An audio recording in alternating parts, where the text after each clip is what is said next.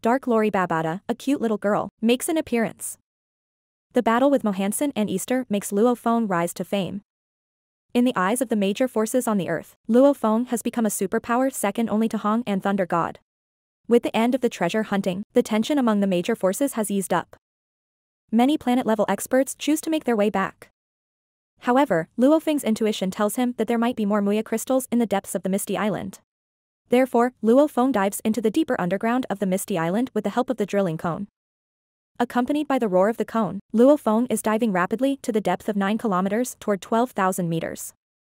Finally, Luo Feng comes to a place as deep as 15,000 meters. This is a dark and humid cave with eerie caves around it. Luo Feng uses his mind to examine the surrounding environment in search of the missing Muya crystals. Suddenly, Luo Feng feels a pain in the soles of his feet, as if he has been pierced by some sharp weapon. The cold tingling sensation startles him. Luo Feng's first reaction is that something hidden under the ground attacks him secretly. The SS-class combat boots and a Black God suit he is wearing still fails to defend the attack, which can be seen that it is a very powerful attack means that could hurt his body. With a serious look, Luo Feng pays keen attention to everything around him. However, to Luo Feng's surprise, he finally finds that what pierced his SS-class combat boots and Black God suit and left a shallow wound on his soul is just an inconspicuous metal fragment. Luo Feng picks up this piece carefully. It is a dark red piece with an ordinary appearance and a shiny metallic surface. But holding it in his hand, Luo Feng finds that the weight of the piece is much heavier than he thought. He looks at this piece unbelievably. Could this inconspicuous piece break his SS-class combat boots? To verify the attack power of the piece, Luo Feng uses his mental power to stimulate the fragment. In Luo Feng's surprised eyes, the metal fragment cut the top armor SS boots of the earth into pieces. Luo Feng gasps. This metal fragment is amazing. Its force will be far more tremendous than Soaring Shuttle as weapon. A bold idea is growing in Luo Feng's heart. He wants to test the limit of this weapon to see if it can break the defense myth Black God suit. Luo Feng, trying hard to keep his cool, removes the Black God suit and suspends it in the air. As his mental force takes effect, the dark red metal piece, just like a streamer of light, hits the Black God suit. With the thick black liquid splashing, the metal sheet unexpectedly penetrates the Black God suit and comes out from the other side. Luo Feng clenches his fists excitedly. He is sure that with this weapon, even Mohansen and Easter could not bear the terrible destructive power of it. Taking a deep breath, Luo Feng tries to calm down. Why is there such a formidable weapon under the ground? Is there any secret in the depths of the Misty Island? Thinking of this possibility, Luo Feng begins his search again. Suddenly, Luo Feng's attention is drawn to the unusual shape of a rock. It is a huge, thick rock block, the top of which is invisible. There is a sudden depression in the rock, showing a half-open metal door. Luo Feng stares at the ancient gate in front of him, his heart filled with excitement. He knows that there must be an ancient relic in front of him, and it's an ancient relic from an alien civilization. Luo Feng enters the metal gate alertly, only to find that inside of it is the interior of a spaceship. Covered with many inches of dust, it has a long history. But the metal material shows no sign of aging. Luo Feng is flying slowly inside the spaceship with his feet on the soaring shuttle.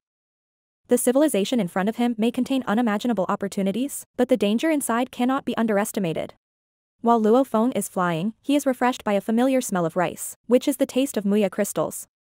Luo Feng put on a burst of speed and zooms toward the direction where the taste comes from. Passing through an internal hatch, Luo Feng finds a room similar to a storage room, which is densely displayed with Muya crystals. At the sight of so many Muya crystals, Luo Feng is stunned for a while before coming back to his senses. He still feels that the scene before him is somewhat dreamy. Luo Feng could clearly hear the pounding heartbeat, just like a heavy hammer. He quickly collects the Muya crystals in front of him and put all these treasures into his backpack. 289. Luo Feng says to himself in surprise when he's done with the collecting. The battles about Misty Island for so many days involves all forces on the earth, and only 60 Muya crystals are collected. However, he discovers 289 Muya crystals in this historic site at once. Even Luo Feng, who has always been calm, could not help shivering with excitement. Is it also because of this civilization that Misty Island abounds with Muya crystals? Luo Feng strongly believes so. He plans to thoroughly explore this ship from the universe. When Luo Feng dives into the depths of the ship, he comes to a room that looks like a hall. In the middle of the room, Luo Feng finds a coffin with crystal structure. After a careful examination, Luo Feng is confirmed that there is no vitality in the crystal coffin, so he summons up his courage and takes a glance inside the crystal coffin. But just the glance of it makes Luo Feng petrified. A corpse is lying in the crystal coffin, which is several times larger than the human body. Its skin is as fair as jade, and the face is somewhat similar to the human face.